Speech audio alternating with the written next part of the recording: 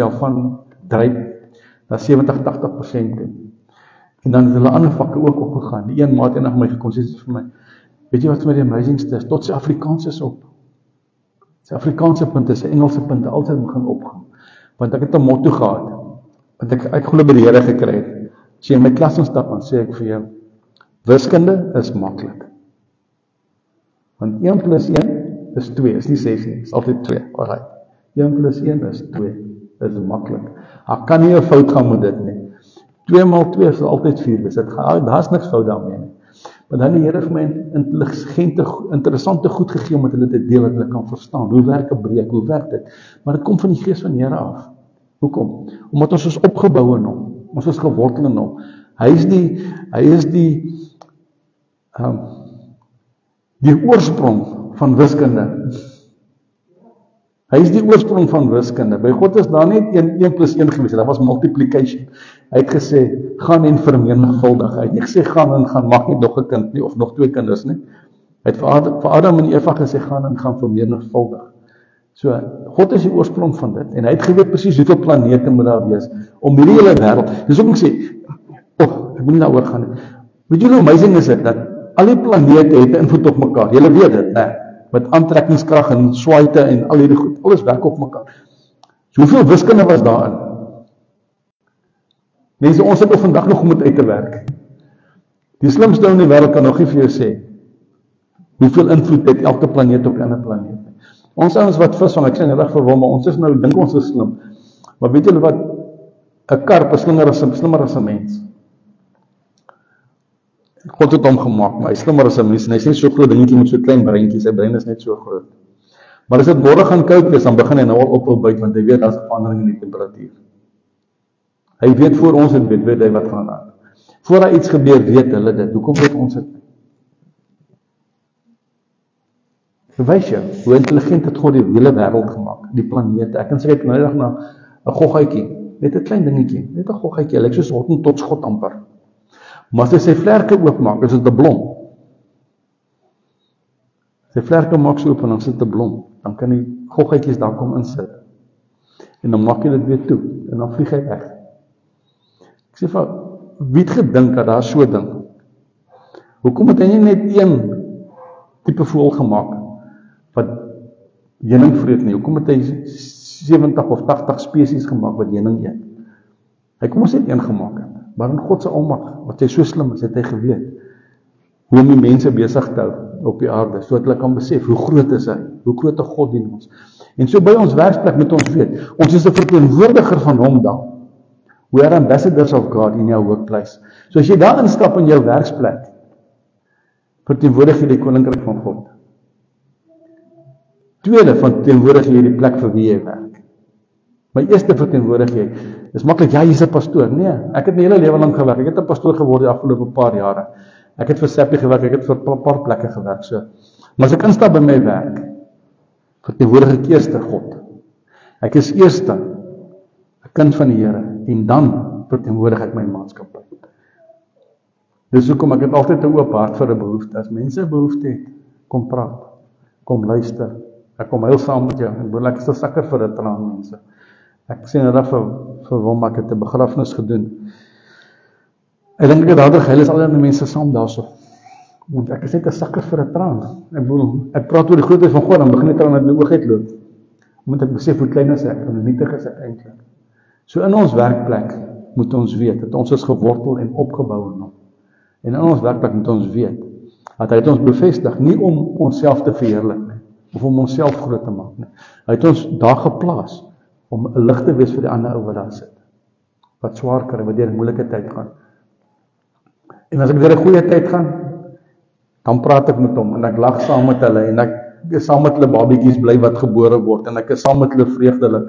En as hulle deur 'n swaar tyd gaan, dan is ek saam met hulle deur daai swaar tyd. En dis hoekom ek sê, as een lid bly almal. En by die maatskappy is dit dieselfde. My ouens sal weet, ek weet julle ouens sal dit definitief weet, meer as ek dink ek. As iemand by die werk deur 'n moeilike tyd gaan, sy werkkwaliteit neem af, sy werksproduktiwiteit neem af. Want ons kan nie altyd net wins jaag nie. Partykeer moet jy kyk na 'n mens, die persoon met wie jy praat, sy binnekant. Hoe voel hy ou? Wat gaan aan met hom? Ek sê nou dag vir hom, dink Een van die plekke wat hulle die meeste na mense siggies moet kyk is aan die vlootse, mooi. Dis nou 'n loods, so. Hy moet 'n vliegtuig vlieg, hy moet 'n vliegtuig en 'n loods saam sit. Wat vlieg, ek bedoel, ons hou nie lekker voel daar bo nie, en hy besluit wel, hy neem 'n einde aan sy lewe, vat hy al die ander mense saam met hom, kom ons gaan grond toe. So 'n mens moet daarna kyk, 'n mens moet na jou mense kyk om jou, in jou werksplek. Maar wees sensitief vir die Heilige Gees. Want as mense sien jy is goed vir hulle, weet jy wat gebeur? Hulle maak misbruik van jou. En dis nie wat God wil hê moet gebeur nie. So in die werksplek, leef Jesus uit, dra hom uit, verteenwoordig hom daar waar jy is, dat mense kan sien dat jy is anderste. Make a difference where you are. Amen. Kom ons gaan saam bid en dan gaan ons oorgee aan, ek dink Wouter, hy sê, jy moet goed ons verder doen, ne? Wat doen al hierdie ander slag? Los hulle net so. Ek het alles gesê. Het jy dit alles gesê? Omtrent alles, ek het nie die skrifte gelees, ne? Kyk, vanaf. Julle, Hoe jy daar gesê, ne? ja, Ek check jou nie. kyk. Kyk gou. Waar die mense wil hê, so as jy nie goed het, jy nie gekry. Ek het dit gesê. Jy het alles. Daar is Genesis. Ek het dit nie gelees nie, maar ek het dit gesê. Ek het net daai twee gaan nie. As julle vinnig kan lees, kan julle kyk of ek dit alles gesê het.